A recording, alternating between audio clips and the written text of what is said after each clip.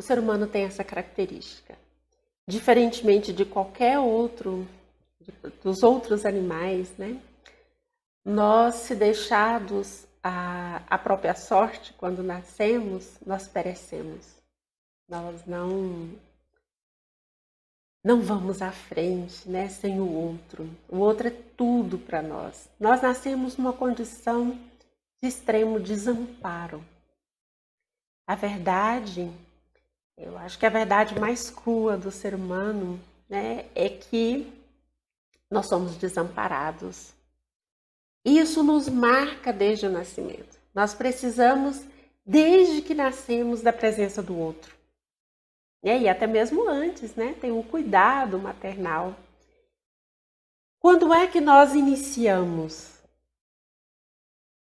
Tem um psicanalista inglês, Winnicott, que nos traz uma perspectiva, né, do bebê e da relação do bebê com a mãe, em que ele pergunta quando o indivíduo inicia. Ele inicia quando ele é concebido mentalmente pela mãe, pelo pai. Olha, mas e se foi uma gravidez não planejada? Como é que foi concebido mentalmente? Foi, sabe por quê? Mesmo que a concepção não tenha sido planejada, a possibilidade de um dia ter um bebê foi imaginada, porque os pais já foram bebês, né?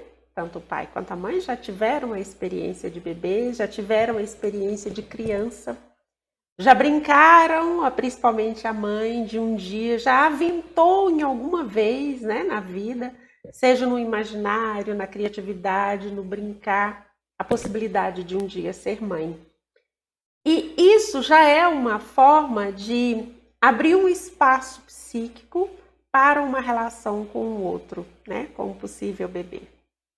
Então, no momento em que existe essa concepção mental, no mundo psicológico da mãe, principalmente, existe a possibilidade do bebê. E de repente tem a concepção. A concepção é um ato, né, é um ato biológico. Mas a partir do momento que a mãe toma conhecimento que ela está grávida, ela começa então uma relação com esse bebê que ela imagina. Ela sabe que está grávida, mas ela não tem ainda a visão do bebê. Mesmo que faça exames, que já saiba o sexo, ela não viu o rosto. Então ela tem uma relação com esse bebê imaginário. Essa relação com esse bebê imaginário tem muito do que ela teve de relacionamento com a mãe, né, das expectativas da vida dela, do momento em que veio essa gravidez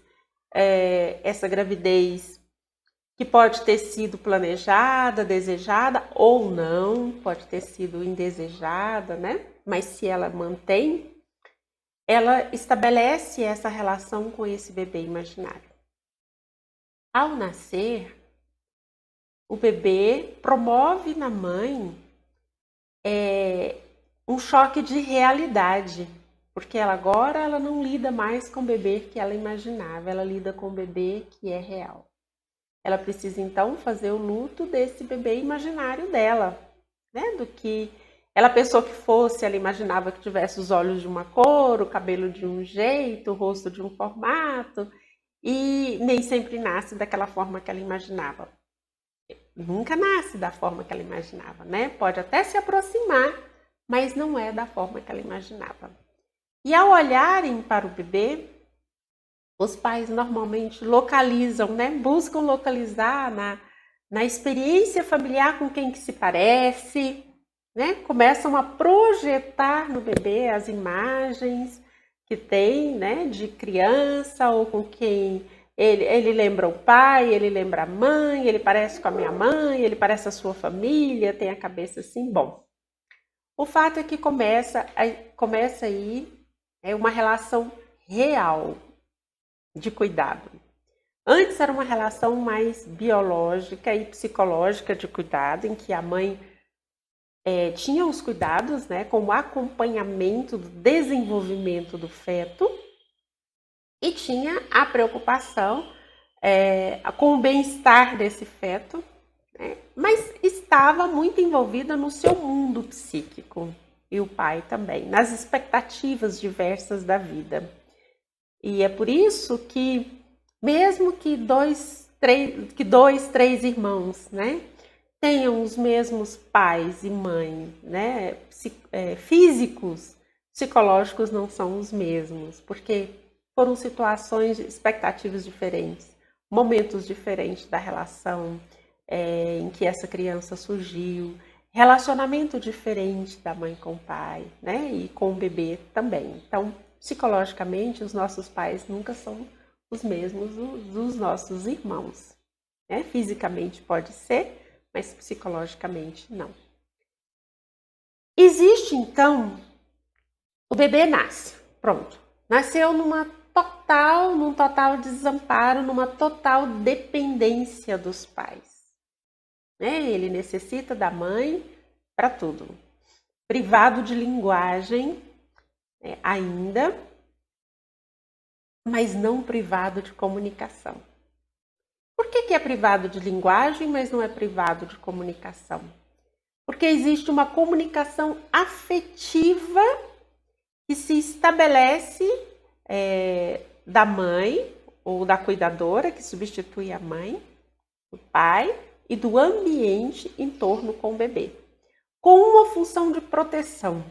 Então, qual é a função do ambiente como um todo?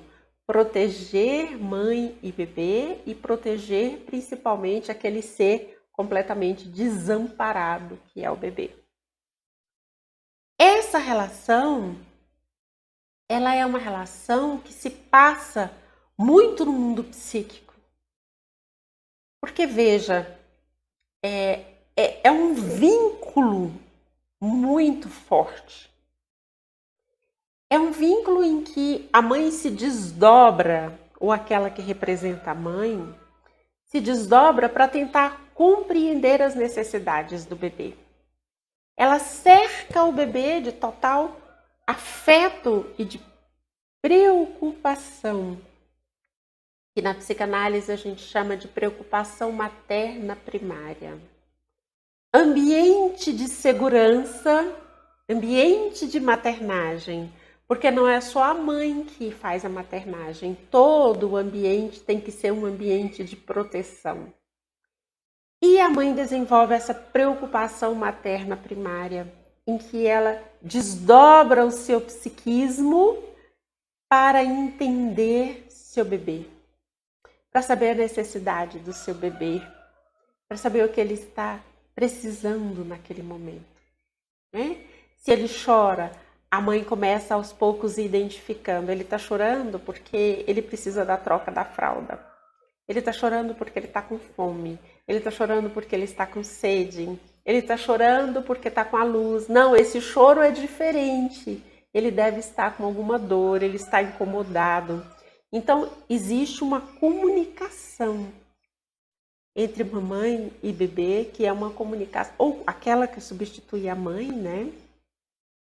Existe uma comunicação que não é da ordem dessa linguagem falada. É uma comunicação de muito afeto, com uma função de proteção muito grande. E esse vínculo é um vínculo de aprendizagem de relacionamento, de aprendizagem de amor. Ele é a base da nossa personalidade. O formato do vínculo inicial, nós vamos carregar esse proto-apego que nós formamos, né, com a nossa mãe ou com aquela que substitui, que faz esse papel. Ao formato do toque, o cheiro, né, o jeito de pegar, de encostar, né, o calor da pele. Isso nós carregamos por toda a nossa vida. Essa forma esse esquema inicial de relacionamento, de apego com o outro, nós carregamos. É por isso que tem pessoas que a gente tem necessidade, né, de abraçar, tem outras pessoas que não gostam. Tem pessoas que você sente bem, né, quando está com ela, que você gosta do contato corporal, outras pessoas você já não gosta.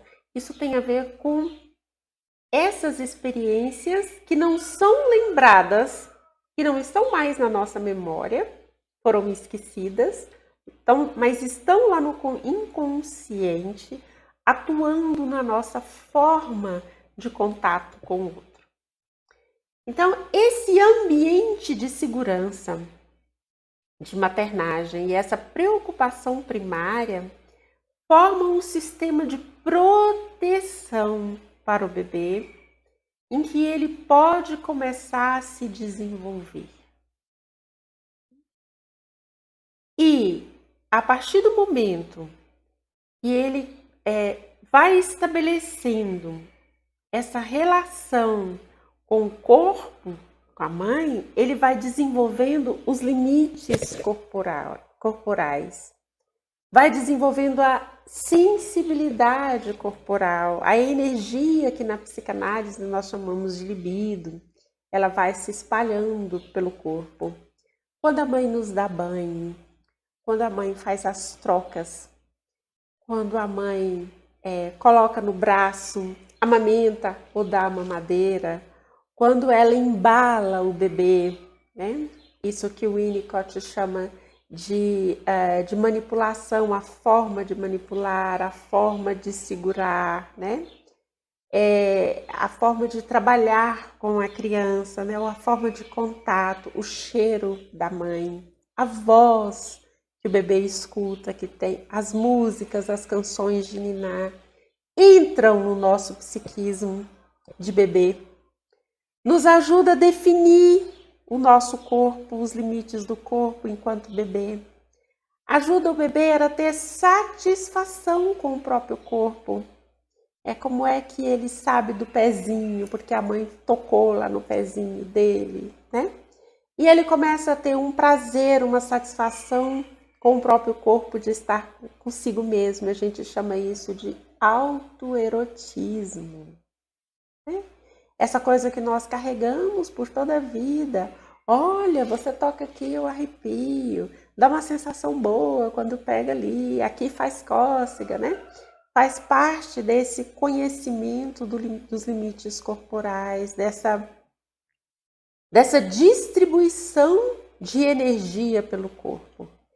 E se você tem prazer, né, com o seu próprio corpo, se você tem essa sensação de bem-estar com o corpo, é porque essa experiência inicial de autoerotismo, a partir do contato do outro, da linguagem corporal com o outro, foi uma experiência satisfatória, foi uma experiência positiva. Então, aos poucos, o bebê vai desenvolvendo o seu pequeno eu, o seu núcleo de eu. Nós começamos o núcleo do nosso eu na relação com o outro, na relação com a mãe, com o pai, ou com aqueles que fazem esse papel.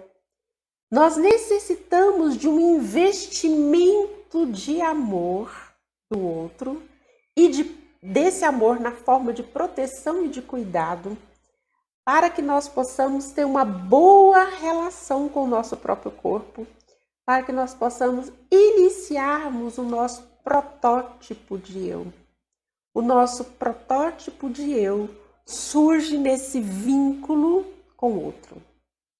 E é necessário que esse vínculo seja um vínculo saudável, que esse vínculo seja um vínculo de proteção, que esse vínculo não seja um vínculo de negligência. Daqui mais um pouco nós vamos falar o que acontece quando esse vínculo é um vínculo de negligência, né? Que já é uma situação de trauma.